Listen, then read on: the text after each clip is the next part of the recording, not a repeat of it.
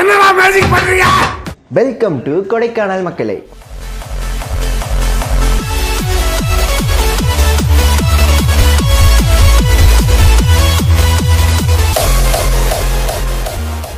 ரீசெண்டாக பார்த்தீங்கன்னா சென்னையிலேருந்து கொடைக்கானல் வந்து 2 days ட்ரிப்பாக பிளான் பண்ணி கிளம்பியிருந்தோம். அரௌண்ட் ஒரு 45 மெம்பர்ஸ் நாங்கள் போனனால நாங்களே வந்து ஒரு ட்ராவல் பஸ் புக் பண்ணி தாங்க போயிருந்தோம்.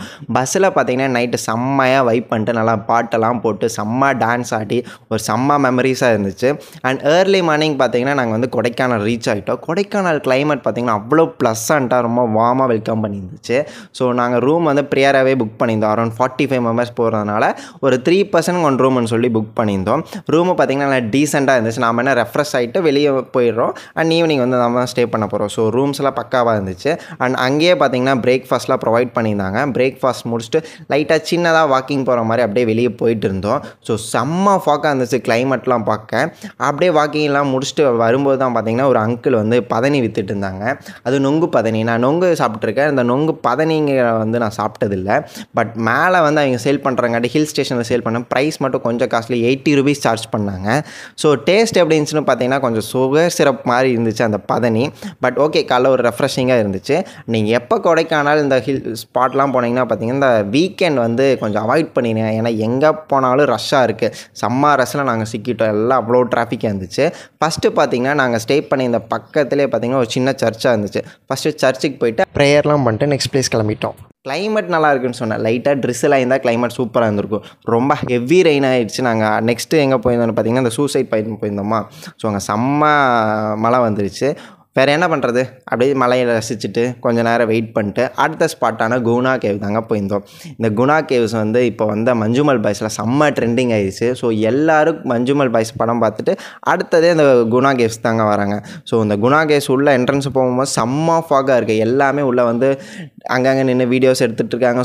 சுபாஷேன்னு கத்திக்கிட்டு இருக்காங்க. இன்ஃபேக்ட் இந்த மூவி வந்து இங்கே கேப்சர் பண்ணலையாமா, பக்கத்தில் தான் ஒரு செட் போட்டு கேப்சர் பண்ணியிருக்காங்க.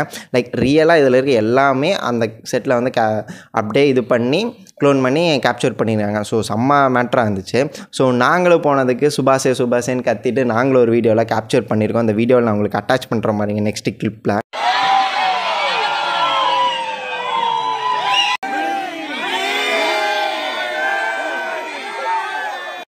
வீடியோஸ்லாம் எடுத்து முடிச்சுட்டு லைட்டாக லஞ்ச் டைம் ஆயிடுச்சு. சரி ஒரு நல்ல பிரியாணியாக சாப்பிட்லான்னு சொல்லிட்டு பக்கத்தில் இருக்க ஒரு ரெஸ்டாரண்ட் போயிருந்தோம். நல்லா சுட்ட ஒரு சிக்கன் பிரியாணி ஆர்டர் பண்ணி அந்த கிளைமேட்டோடு சாப்பிடும்போது அவ்வளோ சூப்பராக இருந்துச்சு. பட் ப்ரைஸ் எல்லாம் அங்கே கொஞ்சம் காஸ்ட்லியாக இருக்கும். ஸோ நீங்கள் கேர் பண்ணிக்காதீங்க. ஏன்னா எப்போவாச்சும் ஒரு நாள் தான் நம்ம போகிறோம். நெக்ஸ்ட்டு பார்த்திங்கன்னா அந்த டேவை கம்ப்ளீட் பண்ணிட்டு நெக்ஸ்ட் டே மார்னிங் பார்த்திங்கன்னா பக்கத்துலேயே ஒரு லேக் இருக்குது. லேக்கில் சைக்கிளிங் போகலான்னு சொல்லிட்டு நைட்டே பிளான் பண்ணி வச்சுருந்தோம். ஏர்லி மார்னிங் எழுந்திரிச்சு ரெஃப்ரெஷ்லாம் ஆகிட்டு கிளம்பி போயிட்டோம். சைக்கிள் பார்த்திங்கன்னா நீங்கள் சிங்கிள் சைக்கிளாகவும் எடுத்துக்கலாம், டபுள்ஸ் 2 பேர் போகிற மாதிரி சைக்கிளும் எடுத்துக்கலாம். அந்த சைக்கிளிங் எடுத்துகிட்டு அந்த லேக்கை நீங்கள் சுற்றி வந்தீங்கன்னாவே அரௌண்ட் 30 to 40 minutes ஆயிரும். அதுவே உங்களுக்கு சூப்பராக இருக்கும். நீங்கள் ட்ரை பண்ணி பாருங்கள். அந்த சைக்கிளிங்கு கண்டிப்பாக பெஸ்ட்டு பார்ட்டாக இருக்கும் நீங்கள் அங்கே போயிருந்தீங்கன்னா. ஏன்னா அது செம்மையாக இருந்துச்சு எங்களுக்கு அந்த ட்ரிப்பில். நீங்களும் கொடைக்கானல் ட்ரிப் பிளான் பண்ணிங்கன்னா அந்த லேக்கை சுற்றி இருக்கிற சைக்கிளிங்கை கண்டிப்பாக எக்ஸ்பீரியன்ஸ் பண்ணி பாருங்கள். கண்டிப்பாக நல்லாயிருக்கும் மக்களே. ஸோ 2 days சக்ஸஸ்ஃபுல்லாக கொடைக்கானல் ட்ரிப்பை நல்லா என்ஜாய் பண்ணிட்டு திரும்ப வந்து எங்கள் டியூட்டியை பார்க்க திரும்ப சென்னை கிளம்பிட்டோம் மக்களே. ஸோ டாடா பை பாய் மக்களே.